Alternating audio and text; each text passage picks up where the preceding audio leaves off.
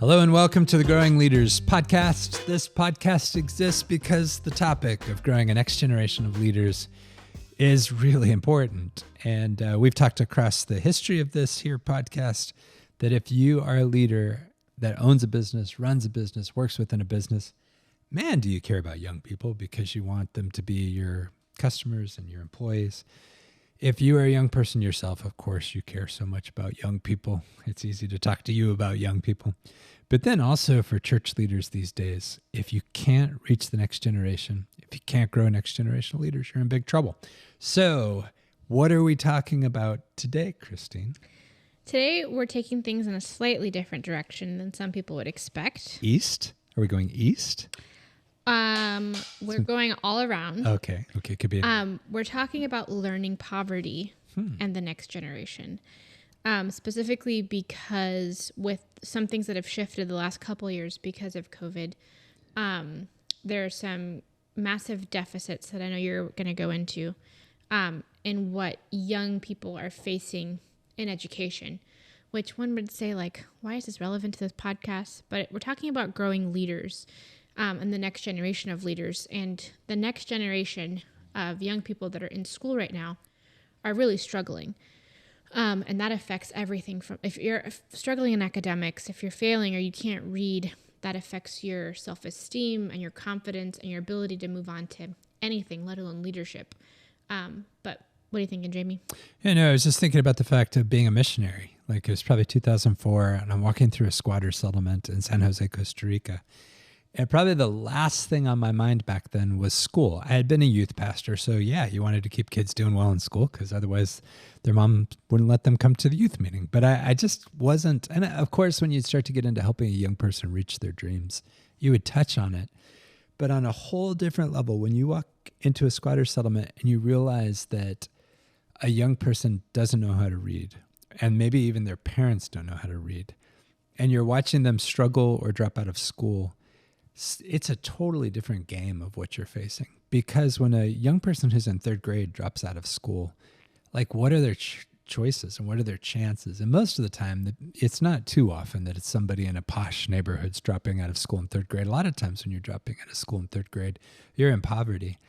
And the risks to your life are over the top. I mean, what else would you do but get drawn into the easy money of things that aren't great? And so that's a big deal. But then the other thing, and I'll say this not from a leader of a nonprofit, but from a missionary perspective, if this young person doesn't know how to read, a lot of my process of discipling them into helping them know Jesus really gets slowed down. I'm so famous for handing people books or saying, read this or read the Bible every day in a quiet time. And then let alone the fact that if you haven't learned how to dominate school, if you haven't learned how to do well at it or to succeed or thrive, it's a lot of just the building blocks of your character, your socio-emotional development, what it takes to grow that's not been touched. And so we're in a culture where in the United States, graduation rates in most cities are decent, though that's not necessarily been the case in every single neighborhood, maybe in our neighborhoods. But this issue of doing well in school is a big deal. It's a huge deal. Now then, we were having some decent outcomes through different groups like America's Promise and through the United Nations focused on their kind of millennial development goals. We were making some progress, but there were still whole areas of every U.S. city, whole segments of populations across the developed world, but then also places in Africa and Latin America that were being missed in slums. And then COVID hit, and whatever was not going well, just things went crazy backwards. So those are the things I'm thinking, but does that line up with what you were thinking? Yeah, at one point you said something about like excelling in education or mastering it. Some of the stuff we're talking about, though, is just like the basic fundamentals that you need for everyday life. Yes. Like being able to read and write and basic math. Yeah, no, it's true. And we were talking one time to this lady who was working as a maid, and she couldn't make eye contact with us. Like she couldn't look up. And so I didn't realize why. I just thought she was really shy. It's me and Kathy.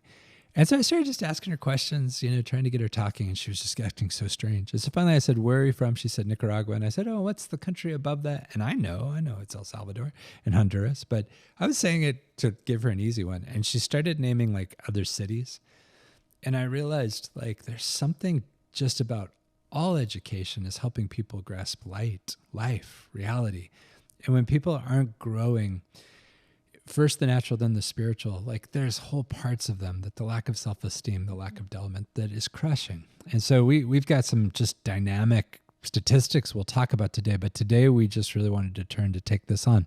This is a crisis. Even if all you care about is getting people to know Jesus, which is a really good thing to care about, this impacts that. Mm-hmm. But then also for those who don't know Jesus out there, there's a whole generation that's being waylaid. So when we thought about talking about this, when we thought about who is the perfect person, who is the person that we should bring on this show? It's not I. We thought it's an Emmet. And honestly, it'd be really good to have Brian Emmet back on. He's a great educator and stuff like that. But we thought, no, we need more of Christine's family on this podcast. And so who did we turn to? My polar opposite, also known as my husband, Pete Emmet. I thought it was Lucia for a second. No, her and I are very similar. That's true. She's shorter.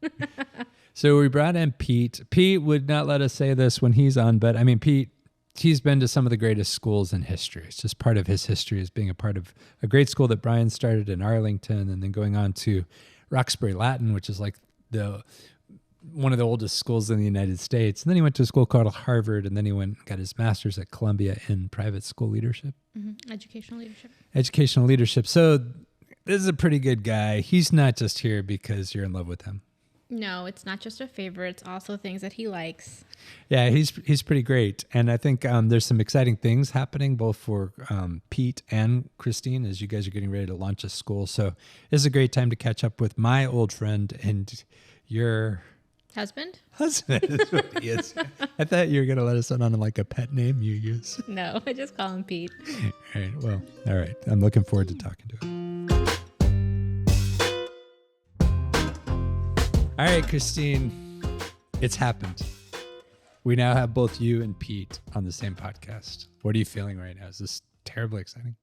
It is exciting, and also we feel so distant. Yeah, I know. It is kind of strange because like Pete's zooming in from his classroom, which, Pete, I want to tell you, the level of authenticity for you to be a guest talking about education from a classroom is pretty dramatic. Pete, you are, what are you currently doing in the world of education? Well, right now I'm coming on from my classroom where I teach middle school at a school in Sandy Springs, just outside of Atlanta. And you teach French? And I teach French, yes. Yeah, oui. All right. So maybe, should we do this podcast in French then? I can't. You won't be able to do it? None. Well, Pete, I'm sorry.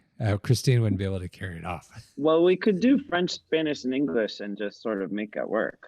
That's great. I'm not very good at any of those languages, so it's going to be trouble. All right. Well, Pete, great to have you today. And as you know, what we're talking about really is learning poverty in the next generation. So all of us deeply care about young people. We're all part of the Boy the Balls global team. But Pete, you've also had quite a pretty cool career in the world of education. So you're a perfect person to talk to. So this idea of learning poverty, I want to read just a few quick things and then we'll go into it. Learning poverty is a phrase that's getting popular right now. It's being used by the World Bank, United Nations. And basically the idea is that education and learning aren't going really well. So learning poverty has increased by 1/3 in low and middle income countries, with an estimated 70% of 10-year-olds unable to understand a simple written text. So one of the interesting parts about this is that this rate was 57% before the pandemic. And so now since the pandemic, it's risen up to 70%. So it already was still a crisis that was being faced, but this situation was made much worse by COVID. And one of the things that this report I'm reading here says that this generation of students now risks losing $21 trillion in potential lifetime earnings because of this. So yes, it impacts these students' lives, but it also impacts all of us in a way. So what's interesting about this is we'll talk about education in general. We'll talk about what young people face. But Pete, why was COVID so powerfully negative in its impact on young people from your perspective? Yeah, well, thanks for having me on, and I'm so glad to be able to share a little bit from my experience, which is limited, but I definitely had some experience with students in the classroom over these last several years and all of the turmoil caused by the changes to school that happened during the pandemic. And I think one of the key parts, it's a thing that my dad likes to quote, but that humans are not just brains on sticks. So much of education is the relationships, the relational foundation that happens between students and their classmates, between students and the teachers. And the pandemic and sort of virtual school really highlighted that you can't just keep doing the brain work without those foundational relational pieces. Without the connections with your students, learning is significantly hindered. Without a student's connections to their classmates, learning is significantly hindered. So there's just that aspect of being a student I'm in the middle school. So a new middle school student who's in perhaps the most awkward phase of their developmental lives, starting school is already so overwhelming and so challenging with all of the social issues, with all of the dynamics they're facing. And that's before they even start to consider how they're doing in English and math and science and all of their classes. Then you take that student and you don't let them hang out with any other students. You don't let them have recess. You don't let them have lunch. You just sit them at a desk at their house, staring at a computer screen. That doubles and triples the levels of disconnection and anxiety that they're facing before they even, again, get into a space where they can start to learn. So on the one side, just the physical distance was hugely damaging. And we're seeing in these last couple years, as schools have gone back in person, that it doesn't come back automatically, that muscle memory of how to connect around a group of people, even peers, as well as sort of students to teachers, those skills are really lacking post-pandemic. And then I would say the second piece, in addition to the lack of relationship, was we were putting students on devices many times for a majority of the hours of their day. Some students, if they were doing 8 hours of Zoom school and then doing either homework or other recreational things on their phones or tablets or laptops, you're looking at 10 to 12 hours of screen time a day. That has an effect on sort of the brain chemistry and students' ability to pay attention and students' ability to interact and engage when they do have that opportunity. So limiting everything to virtual presented real challenges. And then I would say the third piece, a lot of students were isolated physically, but then at least for a lot of students in the US, at least in middle school and high school, a lot of them still have devices. So they have social media, they have access to the internet. And so in this time where they're not getting regular human interaction at recess, at lunch, in the hallways, they're replacing a lot of that time with just time on social media or on the internet. And particularly middle school, adolescents in high school who haven't fully formed that prefrontal cortex decision making. When you're engaging on social media, you're way less thoughtful about the way you treat other people. You're way more likely to be meaner and harsher and push the envelope even further than you would in person. And so we had students who were doing stuff that they weren't necessarily doing before the pandemic, and they were doing more of it and more of it and more of it and more of it. And so some of the sort of relational toll that takes, whether it's sort of online bullying or gossip, or just being exposed to massive amounts of content without parental supervision. The tolls of that have led to students now that we're seeing where relationally, they seem to be several years behind in terms of the ability to just interact and have a conversation with the person in front of them. But then in terms of maturity levels and their exposure to the world, they are functioning at a much higher level because they've just had so much time of consumption and generally consuming things that are above their age level. Yeah, I was talking back in December with a friend of yours, old boss of yours, Frank Guerra, who spent 48 years in education before retiring this year. And he was saying in his 48 years, this is the most difficult year ever, is what he said after the year. And he said issues of suicide, anxiety issues, suicide prevention, even in a private school environment, which you used to work with him in. He was saying kids were 2 years behind academically, super rough around the edges, particularly a focus for young girls, just kind of hating their bodies and struggling in some really strange ways. And then we here in Gwinnett County, which is the area we live in Northeast Atlanta, we heard one administrator say that it'll take 5 years to recover. So pretty crazy stuff out of COVID. But I guess if you're looking at all that, that's crazy. We've got our work cut out for us. But let's also talk about the fact that things weren't necessarily totally perfect. Before. It wasn't like great for everybody before. Mm-hmm. And so, Pete, you started an education up in Boston where people talk with a very dramatic accent. And then you came down to Atlanta, Georgia, where people speak with no accent, which is really interesting. What are some of the... Sorry. When Pete was moving to Atlanta, I sent him a video on how to get ready for Southern culture. But as Pete, as you have faced working and fighting for young people, what are some of the common things that you just see young people and their families kind of facing? Yeah, and that's a good point.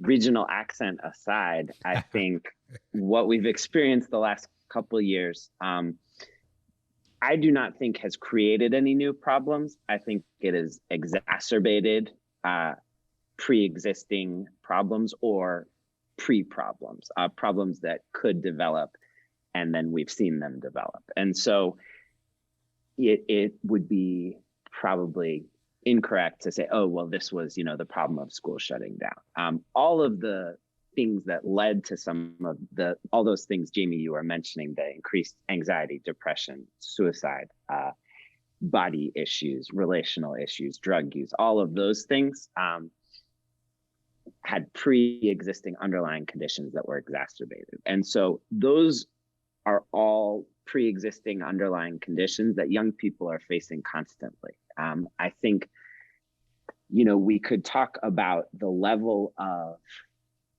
exposure that young people have where they're either feel like they're on display or feel like the need to curate a displayed version of themselves, which is very different from 20 and 30 and 40 years ago, with just the amount of the prevalence of technology and social media. Whether an individual app or device is good or bad, there's simply truth to that dynamic has changed. So students who are still in a stage of needing to figure out themselves and who they are and what they like and what kind of person they want to be, that 13-year-olds have been doing for hundreds of years. There was a time where you could sort of figure it out and make a mistake and have an awkward moment, and the three people who were with you, may have seen it. But now, a lot of those things, even if they happen in person, are often shared on social media or other digital platforms, even by other people that weren't necessarily involved but captured it, or the stories can be shared in that way, and you have sort of text groups and chat groups between students going on all the time. And so I think the level of pressure students feel just to be a person in the world is really high right now. I think my students' general level of stress and anxiety is much, much higher, I would say, than when I was a student, 20 years ago. Well, then let me interrupt you real quick just to bring in kind of Christine as far as this is that you've by being married to Pete, you've hung around a good amount in Boston. Your family already had a Boston connection. And then you both have been here together fighting for young people in Gwinnett. So there's these things that are true really of young people across the board, but specifically in cities where there's a pretty strong level of immigrant communities and stuff like that. What are some of the things that you've seen both in Boston and here? And then it'll go back to you, Pete, to kind of finish it out. I think what Pete is saying is kind of foundational to just what young people are facing in schools. And then you add the complexity of coming from a third culture or another culture. It creates the third culture. So like you come and you speak a different language. So then there's the added barrier of not just learning to read, but learning to read in a language you don't understand. Having to learn that language first before you can learn to read in it, when you may not even be able to read in your own language. And then there's the otherness of being maybe a different color, looking different, and then when you speak English, sounding different, and already being uncomfortable in your own skin because you're 13 years old or 12 years old. Like Pete was saying, like students are struggling just to be a person in the world. You add an otherness to that, and it heightens the anxiety and the stress. And then sometimes that turns, if there isn't any hope in the situation, it very quickly turns to shame. And then that's where you see kind of a downward spiral where then students stop engaging in school and socially and then start getting in a lot of trouble. And these are all situations of what's happening internally in the young person, but specifically if they're coming from another culture, usually, which would be, let's say, India or Northern Africa or Eastern or Western Africa or from Latin America, they're coming from pretty strong family connections where most of those cultures do deeply value education. But now your parents may have uncertain immigration status or uncertainty about how to navigate the educational system. So you've got a kid kind of fighting alone within the school without the level of support they usually have. Well, and your dad might be a doctor in his country, but doesn't speak English here. So he's not worth it. People would say he's not worth anything. And so then you start to then question your family values. And how important is your dad? He can't even speak English, or he doesn't know what he's talking about because my teacher said this and they can do this better. And so then it creates a fracture in the family beyond then. And then like the separation with the student and then their classmates. And so Pete, you're all the things that you're talking about, which are these bigger cultural pieces. But then since about 2017, you've been a part of Boy with the Ball going into a mostly immigrant community on Saturdays, and really drawing in professional teachers and volunteers to come in and run a tutoring center where you're helping young people within a significantly immigrant community overcome their own issues. So alongside the kind of deeper things you were talking about, what are some of the things that you've seen, like some of the students at Sarah Court where you've been working, that you've been seeing them face? Yeah, and so I think a lot of those issues, particularly like Christine was saying, so you have students who are coming from in Sarah Court, where we do a lot of our tutoring. Families are Spanish speaking, Central and Latin America, and they now live here. And so you have students who are coming, their parents who normally could be a student's biggest sort of cheerleader, coach, encourager in all of life, including school, like Christine was saying, don't have necessarily the confidence or the understanding of how the system even works to be able to be in that role. So a student is dropped into an English-speaking American public school where everything is done, in English. And so they're trying to learn the language to even understand what's happening around them, let alone understand, how to do multiplication and long division and how to read a story and pick out, the themes. So you're put in a position where, in addition to all of the things we had talked about before that are general, now the language barrier becomes a really critical moment in sort of that first couple of months, that first year that a student is in school.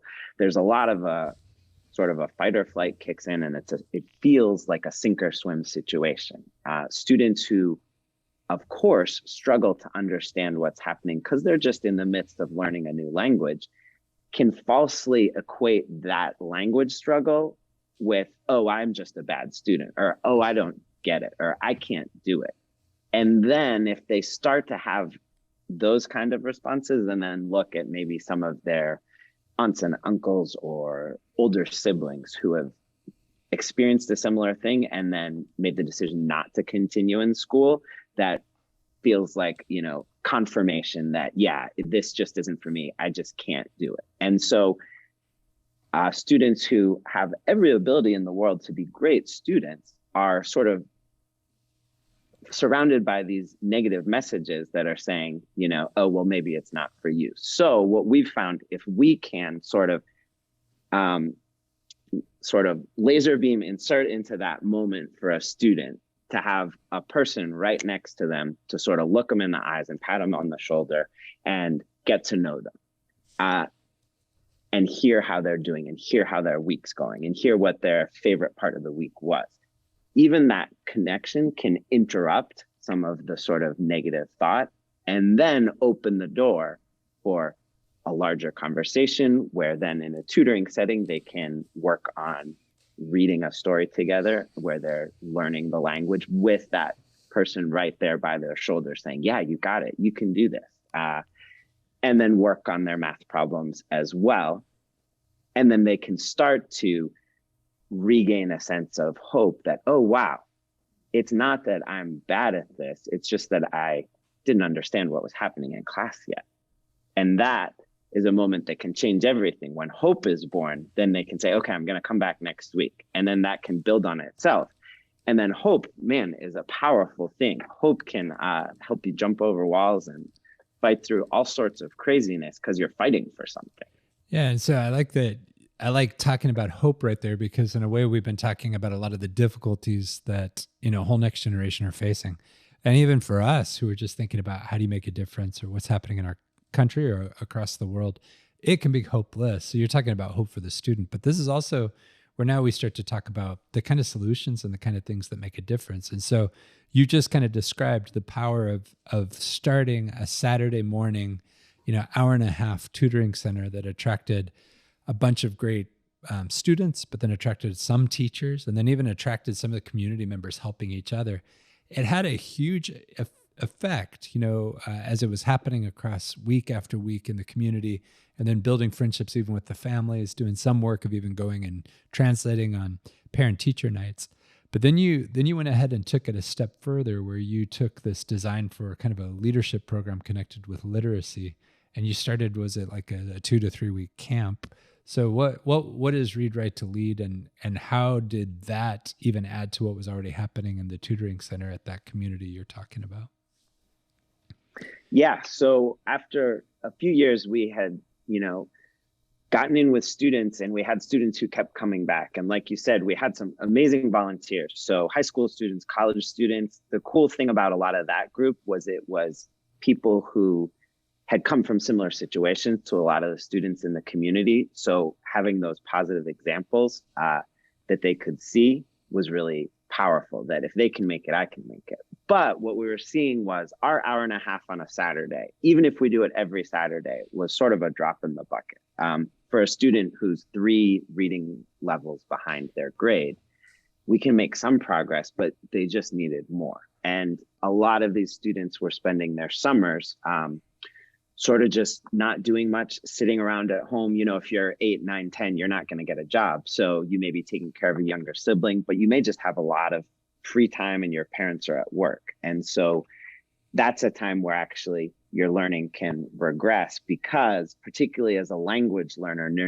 learning a new language, all of that time spent sort of not engaging, it starts to regress a little bit. So we said, what if we could target this group of students at that time where there's not a lot going on, and instead of just trying to interrupt sort of that regression, what if we could actually empower them with something to sort of provide a shot of adrenaline in the arm during the summer, as they can be inspired and encouraged to head back to school. So that's what Read Write to Lead was. It's a program that originally a great teacher, Dorothy Leal, helped us to sort of make the first iteration in San Antonio, and then we've adapted it here for this community.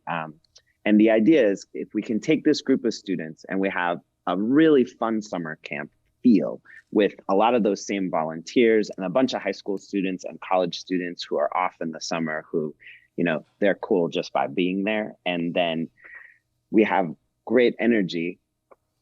And as we pull the kids in, we're doing some reading and literacy activities, but a lot of them are games. A lot of them are active. They're getting to run around. They're getting to compete. They're excited. And then we're turning and saying, even though you are someone who's working on learning to read, we're going to empower you to actually be a creator and not just a consumer. So a key part of the camp is that every student gets to write their own book. And so the idea for people who may be unsure about reading or disengaged from reading, having that sort of empowerment to be a creator of their own short book over our 3-week camp is really cool to see. And it can sort of spark some light bulbs in a student that wouldn't have been sparked otherwise. And so we have, we get to see them every day for those 3 weeks or those 2 weeks in a row. And so we really multiply our hours together. We get a lot more of that sort of shoulder rubbing, one-on-one time to really see a student grow in confidence. And then we have some supports around them to help whatever level they're at to produce their own book, that they've come up with a story and they've written it and illustrated it. And we, are able to put them in covers and get them ready and polished that they present at the end of the camp. And so that idea of taking the relational support and then the really fun camp dynamic and then empowering them not just as consumers, but creators can inspire students and make huge differences in their anticipation heading into a new school year. Rather than fear and dread and anxiety, we have kids leaving camp excited, and they can't wait to keep going, and they can't wait to see what third grade is going to be like. So we've been talking across the course of the podcast about how we're all missionaries and we're all called to missional impact. And you're talking from a classroom. We're already making the choice to turn and invest in students. The two of you have made that commitment. But then you're turning on Saturdays and you're giving your Saturdays away to invest in a community where the culture of the community is so different than the culture of the school. So you're building a bridge actually right there in their community. But then that's not enough. So then you redouble your efforts and you give 2 to 3 weeks, which that's not even including all the planning and the getting ready and the grocery lists and supplies. But then you give yourself to that to go deeper. And then I'd love to turn and talk about then now you're getting ready to take a next step because along the way you're also getting a master's in the idea of kind of private schools and what can happen with micro schools. But I'd like to turn to that. But one thing that occurs to me, Christine, is the thing that I've heard you talk about when you were talking about the problems young people are facing in COVID. You're talking about the problems young people are facing in this moment. And then the problems specifically that that kids who are coming from immigrant realities are facing. You've talked about the need of something, but then everything you just said talked about the providing of something, which is relationship. Like their kids starving for relationship, isolated within their screens, and then dying because of it. And then you talked about on the other, you kept saying shoulder to shoulder, shoulder rubbing and stuff like that. But just inserting a caring adult into a kid's life within the process of education it's not just a head on a stick, but it's a heart and a life. And so it's pretty key to all this, right? Yeah, no, actually that was one of the first things I wrote down was humans are not brains on a stick. Learning is so reliant on relationships, which is really incredibly relevant to every episode we've been talking about, because what we've been saying is beyond education and talking about leadership or the next generation, like it can't just be, and Pete highlighted a little bit too, where they can't just be consumers. Yeah. And so they can't just be consumers, but encouraging these kids who are learning to read to go ahead and be creators and write their story. For believers, not to just be consumers, but to go and love, while they're coming to know Jesus, going and just turning and loving their neighbors in the midst of it. Like it's, whether you're 10 years old learning to read, or you're 30 years old or 50 years old coming to know Jesus or already knowing Jesus, you have to turn and do something with it. Yeah, and I mean, not everybody's going to be able to turn and conceptualize a tutoring center. That wasn't actually Pete that conceptualized the tutoring center. It was a young college student who had this idea. But the ability to be there and be one of those shoulder to shoulder people is just can cause a revolution. So Pete, was it just that you had so much free time and that that you don't like watching soccer from your couch that now you've decided to start a school? So what's the idea with the school that you guys are launching, and how does this even go a step further into fighting for these young people?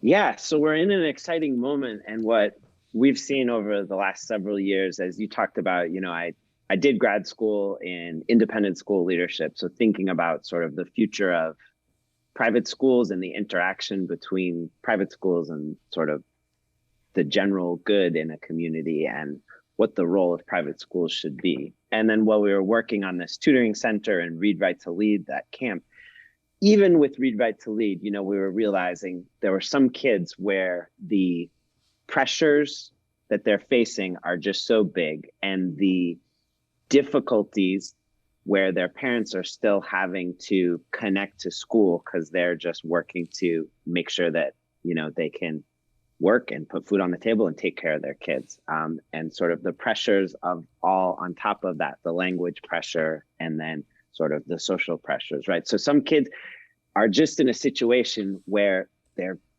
really great kids, and you can slowly, week and month after month, start to see, the light goes out of their eyes a little bit. And we were seeing that our time once a week, it just wasn't enough. And even that sort of injection that we could get in the summer just wasn't enough. So we started having conversations about, well, we've been doing this tutoring center, we've grown it out, we've started sort of the summer camp where we got to see kids every day. What if we could actually see kids every day? What if we could build a school in part founded on what we've been doing in this community?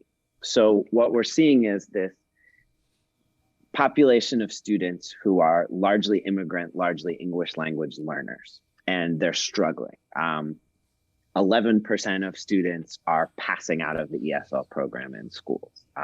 That's a low number, meaning that they're, graduating to where they don't need that additional support. So if we take this population, and oftentimes we can misrepresent them as a problem to be solved just because it's overwhelming. There are so many new people who have come into Gwinnett County in the last 20 years.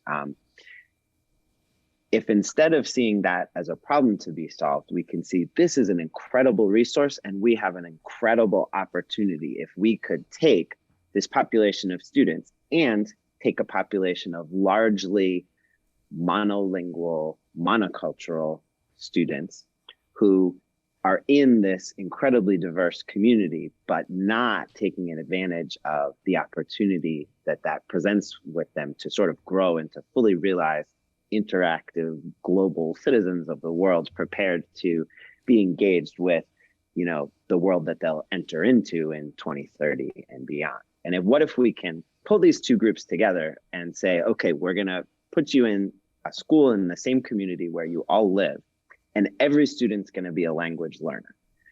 So rather than having sort of traditional students and ESL students, everybody's learning a language. If your native language is English, then you're picking a language spoken by other students that you're going to learn, whether that's Spanish or French. And if your native language is something other than English, then the language you'll be learning is English. So it creates some really cool opportunities, because a student and a family that is Spanish speaking is a huge resource and incredibly valuable, because all of these students are going to be learning Spanish, and they become a great resource. Their parents become a great resource to interact and learn that language. And a student who is learning English then has this whole population of neighbors and community members, students that they're interacting with, and their families who become a great resource to them in learning English. And so if we can grow those populations together in a way where everybody is a language learner, and creating interwoven connections across the community, I think the exciting part is what kind of a difference could we see? What kind of a difference could we make? How could we really build those relationships that are so foundational, but across these different groups that are living on the same streets and in the same blocks, but haven't necessarily known how or been able to connect previously? Yeah, so Christina, we've talked about this all the way across, and we're kind of drawing to a close, but we've talked about it all the way across this podcast around where churches sometimes get in trouble. And one of the things that I think we don't talk about enough is that whenever within a church, whenever a believer within a church or a family starts to be about building a beautiful life, even a beautiful life for your family and your children, versus taking up your cross, denying yourself, and following Jesus, like laying your whole life down to seek first his kingdom, you get in trouble, because what you're doing is you're grabbing and trying to build something instead of trusting him with your whole heart and following him. So what's really interesting is this model that you guys are talking about is really building this into a family's culture. Even if you're one of the families that maybe goes to our church, we go to Covenant Life Church, which is in Lawrenceville. Even if you were a family within the church, this is a way for your children, for your life, to be a part of just loving and investing in a way where it really is enriching for you, right? Mm-hmm. Yeah, one of the populations that wasn't mentioned, just because it's kind of woven into all of it, but is the idea of missional families. And the idea with the school is that it's a school that's working on 21st century skills. And so like in 2040, you would want majority of people in the workforce to speak more than one language, just because of globalization and the amount of in and outs we have coming out of people out of our country. But with that, it's not just about learning a language, it's about weaving a community together. And you don't want to do that without the church, without believers, people who are believing the weaving of people, not just because of, there's these two cultures and we need to bridge the community, but it's because we're called to love our neighbors and we're called to be among the people. And, everyone loves every nation, every tongue. That is right here in our backyard where we live. There's 108 spoken languages here in Gwinnett County. Every nation is here.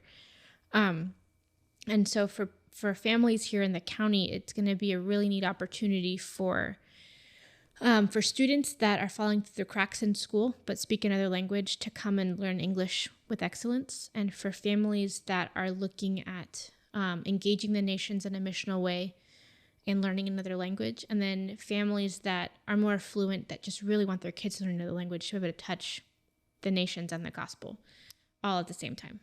Yeah, we're short on time here, but I think some of the other cool parts about your model is you're trying to create, or you're working to build, a beautiful garden where the teachers that actually work there, their lives are wonderful and growing and deep, so that they're not giving out of a sense of a dry place or being, pressed, which is really exciting.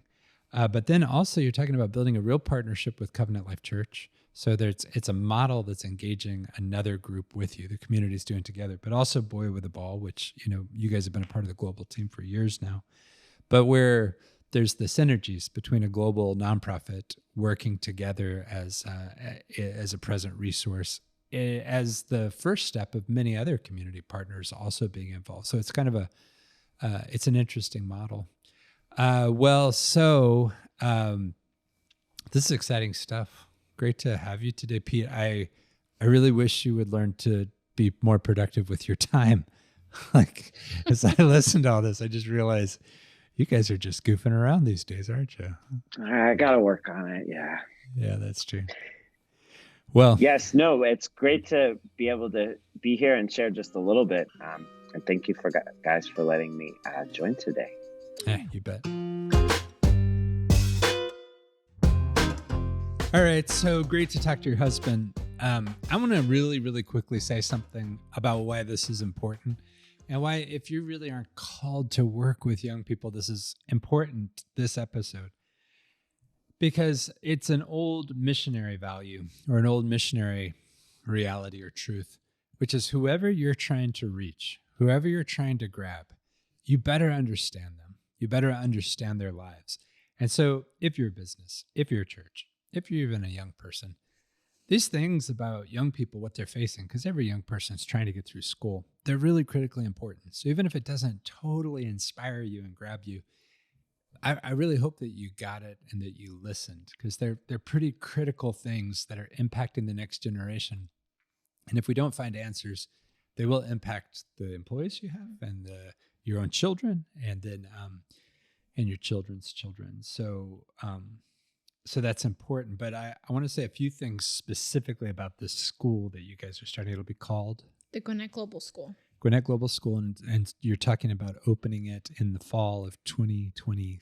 Fall 23. Yeah. This fall. So it's really coming already. You, if you're a family, you could talk to you guys. If when you're listening to this, we have already had our first open house for prospective students and planning our second. Yeah. So if you're interested as far as a family or a student, that's really important. But I would say this, Pete's an interesting guy. He goes to this school, Covenant, the school at Arlington, which is an incredible school. Then he goes to Roxbury Latin, which is one of the most intriguing schools in history. And a crazy, incredible school. You hear about schools like Harrow and Eton over in England. Roxbury Latin really was that here in the U.S. Then he goes from there to Harvard. Then he goes from there to Columbia. Then he goes from there to Boston Trinity, which was another really great school that kind of used some of the pieces from this model, or some pieces that created learning. And then Pete's been in some of the great private schools across Atlanta since. So in all of this, God has put a unique school in the two of you. And this is this great, great moment. And what's interesting is that a great way that you can be involved is pray for the school, fight for Pete and Christine, but then also if you're an investor or you know people who are investors or somebody who'd be willing to fight for it, give, because just the opportunity to have donations flowing in, and we won't always do this on this podcast, but this is something I feel strongly about. It really gives a chance not only for scholarshiping, but also for the model of the school to develop before it's just based on tuition. And one of the things that we're seeing with the school is this kind of micro school model in partnership with the church, but in partnership with the nonprofit, in partnership with the community. It's a great and dynamic model that scratches all of the itches or all of the issues we've been talking about, that if it's figured out here, it could be figured out then also in your town or your neighborhood. And I just got back from Nigeria where Pete and Christine are the support team for our team there. And those guys have started 2 schools. So whatever you guys touch it bursts a school. So really, really important stuff, really easy way to make a difference. That's my commercial for you guys, but anything I missed? I was not expecting that. No, I think you hit it. The idea with the micro school versus just creating a traditional small school or even a big K through 12 school is cutting the fat and being mean and lean and focusing on one issue. And for us, it's 2 issues. It's the lack of connection within schools. So bringing relationships back into it by being intentional with each community constituent. And then the focus on language. Specifically for both of us, English is my second language, and Pete speaks 3 languages. He's always been passionate about languages. And so how do we marry the things that have been challenges for us or passions for us with the needs of the community, and then with community partners that we both are committed to and love, like our church and Boy the Ball, which we're both a part of the team here. And then a very real issue that is being faced here in our community, but very quickly will be facing in all major cities across the United States in coming years. And so can we create a model that's replicable and that can help shape the future of education across Gwinnett County or other places in the U.S.? And one of the things I like about both you and Pete as you talk about it, you're not talking about it at replacing Gwinnett County Public Schools, which is the 10th biggest school district. We're actually talking about it creating innovations that can be incorporated there as well. But as we talk about growing leaders, if you're a young person listening to this, you're watching Pete and Christine's life where we've talked about purpose in this podcast. We've talked about hearing God's voice. This is what it looks like when God starts to speak into a couple, creates opportunities for all of us that part of our purpose might be to fit into a bigger vision like this. But also it should give you some sense of vision for how God will speak to you. Another thing is it's a real great opportunity to look at as we talk about how churches can shift. Really talk about a place, a platform, a model for how, if I'm a family, this school gives me a way to love my neighbors and impact my community. And then if I'm a young leader, these are the kind of ideas that we need right now. These are the kind of ideas that are going to electrify churches, that are going to change everything for businesses, and that are going to give space for young people to rise. So it's good missional leadership stuff. We're excited. Well, great. Great to get to see your better half. Other half, Your better half. Other half. Yes, that's great. So I'm really looking forward to next week when we have Lucia on to talk. What would she talk about? I don't know. Dinosaurs, actually. She's All right. obsessed with dinosaurs right now. It's going to be dinosaurs.